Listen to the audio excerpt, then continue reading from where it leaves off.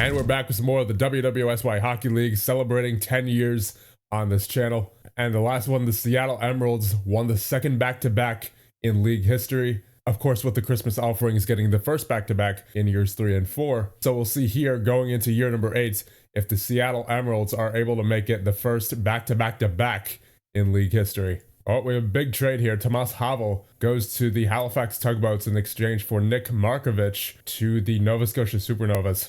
Markovich, a 3.5-star talent at 23 years of age, and Havel, the 3.5-star talent at 33 years of age. So a veteran for young guy swap there. All right, it is July 8th, so let's take a look at the draft log. Going first overall to the Checking Lions, you have William Demore. And second overall to the Salt Lake City Lakers, you have August Lance. Third overall to the Seattle Emeralds, you have Phil Hart. So Seattle, despite winning the championship, gets to pick third overall. Right, because I'm pretty sure they finished 8th last year, didn't they? Yeah, they finished 8th and they still won the championship. And fourth overall to the Nova Scotia Supernovas, you have Mark Welch. Fifth overall to the Tokyo Katanas, you have Sali Pitala. Sixth overall to the Fargus Holy Knights, you have Eli McCreely. Seventh overall to the Wolfsburg Wolves, you have Wally Lindsay. Eighth overall to the Christmas Offerings, you have Nicholas Clement. Ninth overall to the Atlantic City Boardwalk Bullies, you have Philip Pekarek. And 10th overall to the Halifax Tugboats, you have Daniel Cotroneo. As for other interesting players, it looks like you have Chris Marsh, the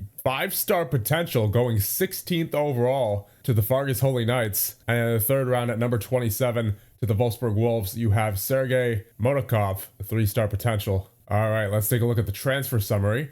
So it looks like the Halifax Tugboats and the Nova Scotia Supernovas each had very productive off seasons here, as the Tugboats acquired Tomas Havel. They also acquired Joseph Kim, Yevgeny Loganov, and Jeremy Raymond through free agency, and then Martin Lofgren through a trade as well. And then the Nova Scotia Supernovas acquired Nick Markovich. Of course, that was in the trade involving Tomas Havel. Then you have Danny Carrillo, Greg Burton, and Jakub Komarek being signed out of free agency. And the Tokyo Katanas and the Checking Lions were the least to improve, with only 6 and 4 value added respectively. And as for the Checking Lions, that is not a good sign for them, as they have only made the playoffs once in their 7 years in the league. So it'll be interesting to see if they can turn it around and finally make the playoffs here in year number 8. That being said, I think we can advance straight into the regular season here. But before that, let's take a look at the season preview. The early cup favorites appear to be Halifax, according to the season preview, despite the fact that Seattle has won it the past couple of years. And they could expect challenges from the Checking Lions, apparently,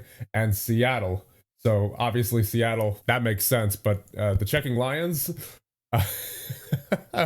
well, that'll be an interesting story if that does happen, but I don't have too much confidence in them at the moment. So I don't know where these experts are getting their predictions from, but that is certainly a hot take there. And among the dark horses, Fargus stands out as a possible challenger. And the scoring race will likely be between the Checking Lions' Justin McNeil, Bob Cunningham of the Christmas Offerings, and Artem Portnenko of the Fargus Holy Knights. The top defenseman in the league is generally considered to be Dave Lively of the Christmas Offerings, with a 5-star ability at 30 years of age.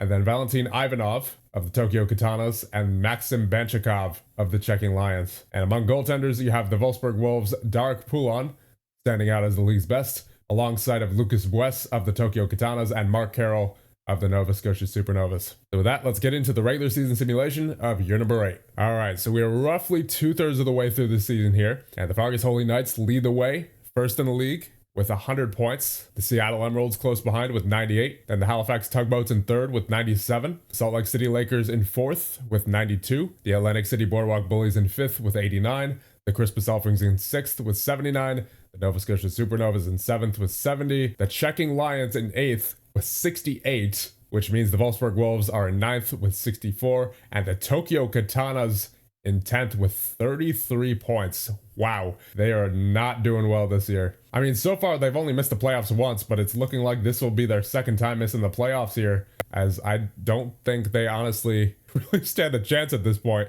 considering how far behind they are. So it'll be interesting to see if the Checking Lions can hold 8th place and finally secure themselves a playoff spot for the first time in 7 years, or will the Wolfsburg Wolves claw their way back into 8th and make the playoffs for a 6th consecutive year. Well, we have a notable trade here during the trade deadline.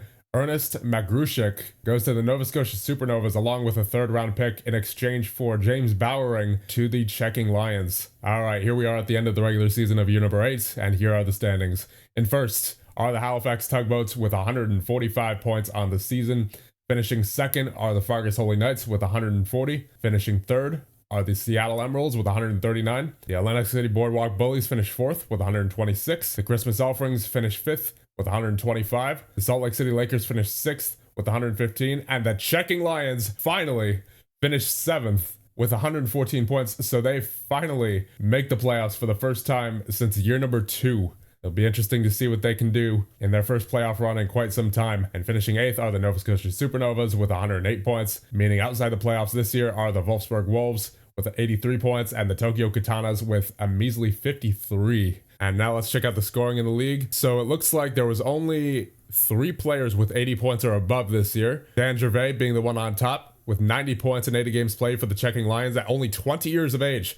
So he is certainly making a name for himself here in just his second season as the league's leading scorer. And Bob Cunningham in second with 89 points for the Christmas Offerings. And then in third, Remy Texier with Halifax Tugboats with 85 points. Then in fourth, you have Scott of Seattle with 76. And then tied for fifth, you have Maxwell Bork and Anatoly Lutsenko, both of the Fargus Holy Knights, each with 75 points. And Eric Brandstrom of the Fargus Holy Knights as well with 73 points. So Fargus with 3 players in a row in the top 10 there. And then Rodney Hinman is in 8th with 67 points. And then tied for 9th are Irving Hollick and Daryl Bruce, both of the Atlantic City Boardwalk Bullies. And Hinman was as well with the Atlantic City Boardwalk Bullies. So still not the level of scoring that I'd like to see in the league. There's definitely still not as much talent as I would like, but it seems like we're getting there overall. And then in goal with a minimum of 20 games played, you have a .931 save percentage for Mark Carroll in 63 games played, and Sean Graves of Seattle with a .930 in 50 games played despite his 1.5-star talent. Then you have Dan Mann for Halifax with a .928 in 43 games played, Ruben Kuhn with a .926 in 50 games played, and then Jeff Moorhead for Salt Lake City Lakers with a .924. And here are the playoff matchups. You have the Nova Scotia Supernovas versus the Halifax Tugboats. Those two are definitely rivals at this point, I would say, especially given their close proximity to each other. I'm surprised that they don't have a rivalry on the actual rivals tab here. And then you have the Checking Lions versus the Fargus Holy Knights. Then you have the Salt Lake City Lakers versus the Seattle Emeralds, and the Christmas Offerings versus the Atlantic City Boardwalk Bullies. Let's see what happens in the playoffs of year number 8. Oh boys, so the Halifax Tugboats beat the Nova Scotia Supernovas in 6. The Checking Lions beat the Fargus Holy Knights in 7, so a bit of an underdog story here so far. And the Seattle Emeralds beat the Salt Lake City Lakers in 6, and the Atlantic City Boardwalk Bullies beat the Christmas Offerings in 5. So the reigning champions still in it, but then you also have the story of the Checking Lions, who before this year did not make the playoffs for 6 or 7 straight years. Now they're in the second round versus the Halifax Tugboats. And the Halifax Tugboats beat the Checking Lions in 5, so that's unfortunate for them, but it was, you know what, it was a good run. It was definitely a good run for their first time back in the playoffs in quite some time. And the Seattle Emeralds beat the Atlantic City Boardwalk Bullies in 5. So it's the reigning champions versus the Halifax Tugboats. And then for the third place round, you have the Checking Lions versus the Atlantic City Boardwalk Bullies. So the Atlantic City Boardwalk Bullies beat the Checking Lions in the third place round. And the Seattle Emeralds and Halifax Tugboats are tied going into a Game 7. What will happen? And we have our first three-peat. The Seattle Emeralds are once again the champions of the WWSY Hockey League. They went through Salt Lake City, Atlantic City, and Halifax. So there you go. Your champions for the third year in a row are the Seattle Emeralds. So the most points award goes to Dan Gervais of the Checking Lions. Remy Texier of the Halifax Tugboats gets the goal scorer award. Goals against award goes to Dan Mann of Halifax. Best defensive defenseman goes to Yelner Akhmetstanov of the Fargus Holy Knights. We're seeing some interesting names here. And the best captain goes to Brian Terkildson of the Salt Lake City Lakers. For the MVP, between Bob Cunningham, Dan Gervais, and Dave Lively, it is Bob Cunningham of the Christmas Offerings. Playoff MVP goes to Thomas Monteil of Seattle with 16 points in 18 games played. Rookie of the Year between William Damour, Maxim Merkushev, and William McGuffin goes to William Damour of the Checking Lions with 36 points in 61 games played. Defenseman of the Year between Buddy Elfring, Matthew Riker, and Dan Price is Dan Price of Halifax, 44 points in 80 games played. Best Defensive Forward Award between Pete Sheffield, Dustin Sargent, and Andrew Marshall. It'll be Andrew Marshall of Atlantic City Boardwalk Bullies. Goalie of the Year between Dan Mann, Mark Carroll, Sean Graves is Mark Carroll of the Nova Scotia Supernovas, a .931 save percentage and 7 shutouts in 63 games played. GM of the Year between Nicola Cogliandro, Willie Wells, and Mark Montgomery is Mark Montgomery of Seattle. The best coach between Jerry Reckamp, Emmett Lockhart, and Bernd Herman, it is Emmett Lockhart of Seattle. With that, that'll just about do it for year number 8. And the next one, we'll see what happens in year number 9.